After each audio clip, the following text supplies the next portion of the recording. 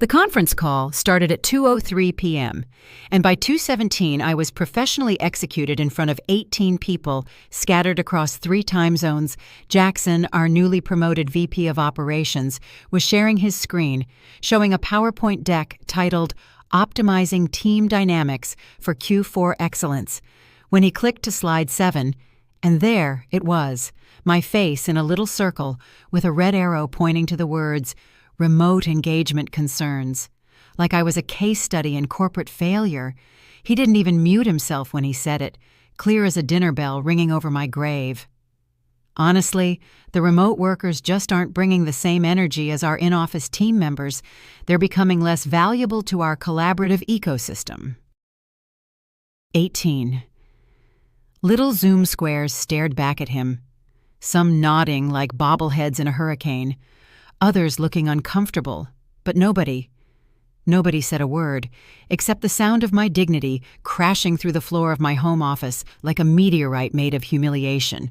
I'd been remote for 3 years, built our entire customer retention system from my kitchen table, while Jaxon was still learning how to unmute himself in meetings, trained 4 new hires via screen share, debugged our CRM integration during a power outage using my phone's hotspot, and somehow stayed online for a 6-hour emergency client call while my neighbor's leaf blower sounded like a helicopter crash outside my window.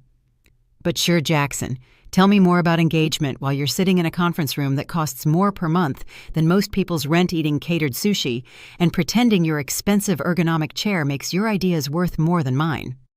I stayed on the call frozen like a deer in headlights with a master's degree, watching this man who once asked me how to change his Slack status basically declare me obsolete in corporate speak that tasted like stale PowerPoint templates and broken promises.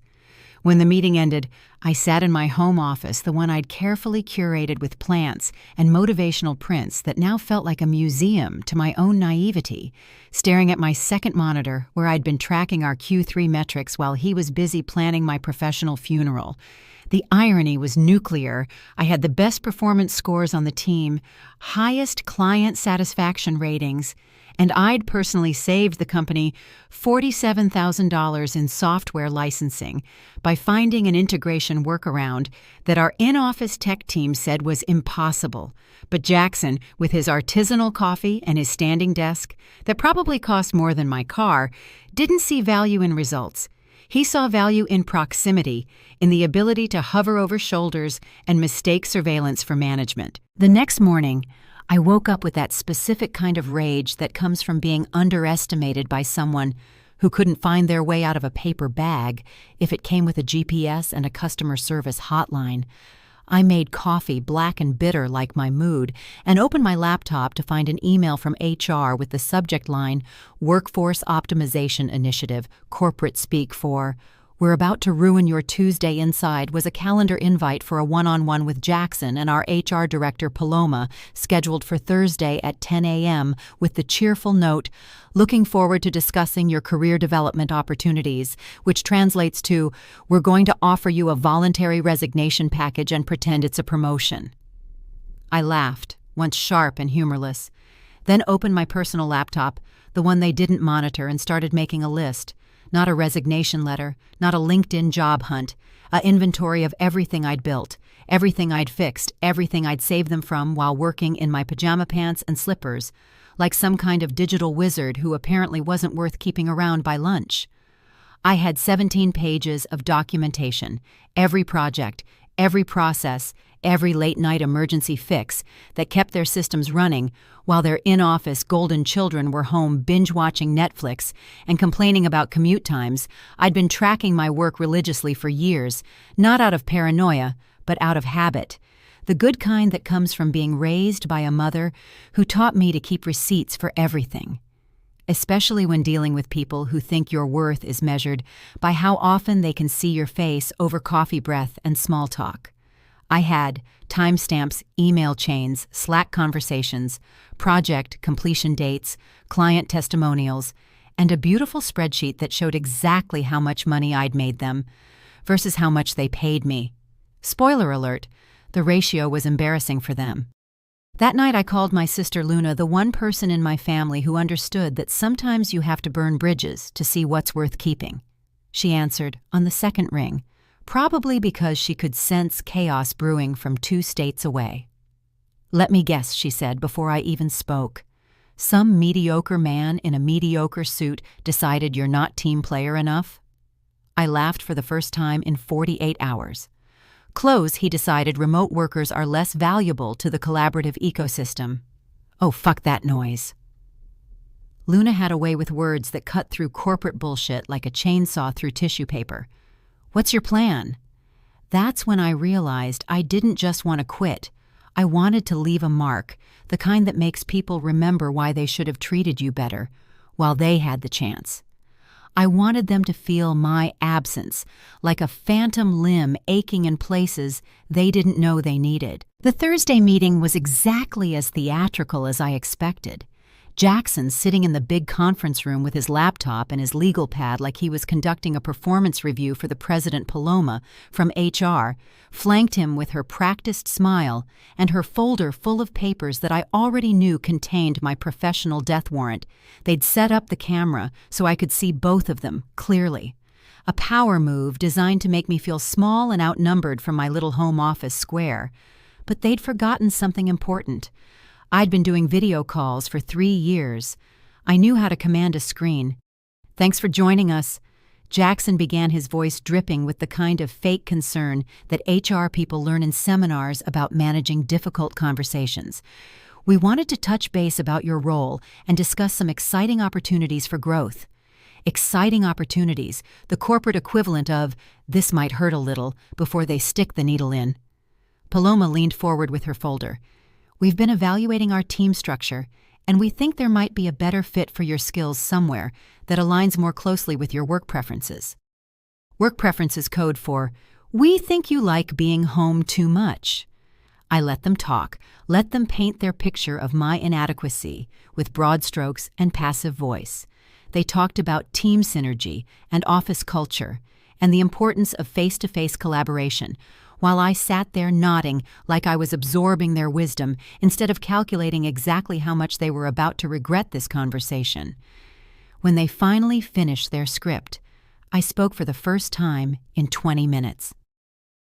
"I understand," I said calmly, "and I appreciate you being so transparent about your concerns." They relaxed visibly. Jaxon actually smiled like he'd just successfully house-trained a puppy. "We're glad you're being so understanding about this.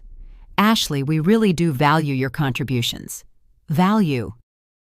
Another one of those words that sounds meaningful until you realize it's just corporate seasoning sprinkled over a shit sandwich. "I do have one question, though." I continued reaching for a folder that had been sitting next to my keyboard. "Since we're talking about value and contributions, I thought you might want to see something." I held up the first document, a printed email from our biggest client dated 3 months ago. "This is from Harrison Industries, thanking me personally for resolving a critical integration issue that would have cost them 6 figures in downtime." Jaxon's smile flickered. "I remember that project." "Great," I said, flipping to the next page. "And this is from Delta Corp last month, crediting my process optimization with saving them enough money to expand their contract with us by 30%. Paloma's folder suddenly seemed less interesting. "These are impressive," she said carefully, "but we're not questioning your technical skills." "Oh, I know," I replied sweetly. "You're questioning my value to the collaborative ecosystem." I pulled out my laptop and opened a screen share. "So I thought I'd show you some data about that ecosystem." Up came my masterpiece, 6 months of work, disguised as a simple presentation. The first slide was titled, "Remote Work Impact Analysis, a Data-Driven Review," and it was beautiful, clean, professional, and absolutely devastating. They couldn't look away as I walked them through slide after slide of metrics that painted a picture so clear a kindergartner could understand it. Client satisfaction scores, response times, project completion rates, budget adherence, innovation metrics. Every single measurement showed the same thing. The remote workers on our team weren't just keeping up, They were lapping the in-office crowd like it was a high school track meet between varsity athletes and debate team members. "This is very thorough," Jaxon said, his voice tight like someone had replaced his vocal cords with guitar strings, "but numbers don't tell the whole story." "You're absolutely right," I said, clicking to the next slide. So I also included some qualitative data. Up came a compilation of client feedback emails, testimonials from other departments, and internal communications, praising work that had been done remotely. The kind of praise that Jaxon had never bothered to read, because it wasn't happening in his line of sight. "There's more," I continued. "But I thought you might be especially interested in this."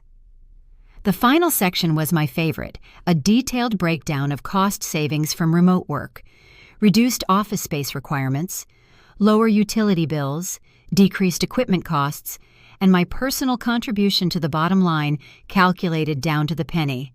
The number at the bottom was 6 figures larger than my annual salary. They weren't just losing a good employee, they were losing a profit center. "This is quite comprehensive," Paloma said, her HR training kicking in to maintain some semblance of control. "But I think there might be some misunderstanding about the decision process." "Oh, there's no misunderstanding," I said, closing my laptop. "I understand perfectly you've decided that physical presence matters more than actual results, that collaboration means being in the same room, even when the work doesn't require it, and that someone like me who delivers exceptional value from a home office is somehow less valuable than someone who delivers mediocre results from a corner office." Jaxon's face was turning an interesting shade of red. "That's not what we're saying." "Isn't it?" I leaned forward, looking directly into my camera. "Because yesterday, you told 18 people that remote workers aren't bringing the same energy as in-office team members, that we're less valuable to the collaborative ecosystem." "I was speaking generally," he stammered, "about engagement and team dynamics. Were you speaking generally when you put my face on slide 7 of your presentation?" Silence. The kind that happens when someone realizes they've been caught red-handed with their foot in their mouth and their head up their ass. I let it breathe for a moment before delivering the killing blow. "Here's what's going to happen," I said, my voice calm, as a surgeon explaining a procedure. "I'm going to decline your generous offer to find a better fit for my skills. Instead, I'm going to continue doing my job exceptionally well from my home office, while you figure out how to explain to your boss why you tried to fire your highest-performing team member for the crime of not commuting." More silence. But this time it felt different, charged like the air before a lightning strike. "And if you decide to pursue this further," I continued, "I'll be happy to share my presentation with anyone who's interested. The full version has some fascinating insights about management effectiveness and resource allocation that I think the executive team would find enlightening." Paloma cleared her throat. "I think we should take some time to reconsider." "I think that's wise," I agreed. "Take all the time you need. I'll be here working remotely and being incredibly valuable to our collaborative ecosystem." I ended the call before they could respond. Then I sat back in my ergonomic chair, the one I bought with my own money from my home office that apparently made me less valuable. And I smiled for the first time since this whole mess started. They thought they could push me out quietly, thought I'd fold under pressure and slink away with whatever scraps they offered. Instead, they'd just learned what happens when you underestimate someone who's been documenting everything for 3 years, someone who knows the difference between presence and performance, between showing up and showing out. If you've made it this far in this corporate revenge tale, you're probably part of the 4% who actually stick around for the whole story, unlike Jaxon, who never stuck around long enough to see the results of his brilliant management decisions. Hit that subscribe button because this story is about to get even better. And trust me, you don't want to miss what happened when the executive team saw my data. The weekend passed slowly. Not because I was worried, but because anticipation has its own weight, its own gravity that makes time move like honey in winter. I spent Saturday in my garden, the one I could tend because I worked from home, pulling weeds and thinking about how some things grow better when they're not constantly watched by Sunday. I'd cleaned my entire house, organized my office files, and prepared for what I knew was coming Monday morning, like Christmas morning. If Christmas involved corporate executives realizing they'd stepped on a landmine disguised as a conference call, I was right. The email came at 7:23 a.m., before Jaxon had probably even reached for his artisanal coffee subject line. Follow-up meeting request from Victoria Henley, the CEO herself, not her assistant, not her deputy, the woman who signed the checks and decided who got to keep signing them. The message was brief, professional, and absolutely electric. I'd like to discuss Thursday's conversation at your earliest convenience. Please let me know your availability for a video call this week. I read it 3 times, savoring each word like expensive wine. She didn't want to discuss my career development or my collaborative ecosystem value. She wanted to discuss Thursday's conversation, which meant she'd either seen my presentation or heard about it from someone who had. Either way, Jaxon was about to discover that actions have consequences, and sometimes those consequences wear corner office suits and have the power to make bad decisions disappear, along with the people who made them. I scheduled the call for Tuesday at 2 p.m., the same time slot, where Jaxon had executed me the week before. Poetic justice with a calendar invite attached. Victoria joined the call precisely on time. No small talk, no warming up, just the direct gaze of someone who'd built a company from nothing and didn't have patience for nonsense. I understand there was some confusion last week about your role and your value to the team, she said, her voice carrying the kind of authority that comes from actually earning your position. I'd like to hear your perspective. I'd prepared for this moment, but not the way most people prepare for meetings with the CEO. I didn't have talking points or corporate buzzwords. I had something better. I had the truth. There wasn't any confusion on my end, I said, meeting her gaze through the camera. I know exactly what I bring to this company, and I have 3 years of data to prove it. What happened last week was someone deciding that my location mattered more than my results. She nodded once, a sharp, efficient movement. I've seen your presentation. It's quite thorough. Thank you. I've also spoken with several of our major clients about your work, she continued. Harrison Industries specifically mentioned you by name when we discussed their renewal. They said you were the reason they didn't switch providers after their integration issues. The words hung in the air like a verdict. I hadn't realized I was holding my breath until I let it out. I didn't know they'd said that. There's a lot you don't know, Victoria said, and for a moment I thought she was about to deliver bad news. You don't know that 3 other clients have specifically requested to work with you. You don't know that your process improvements have been adopted by 2 other departments.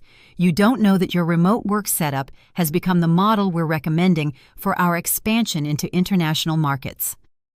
I blinked, processing each revelation like puzzle pieces clicking into place.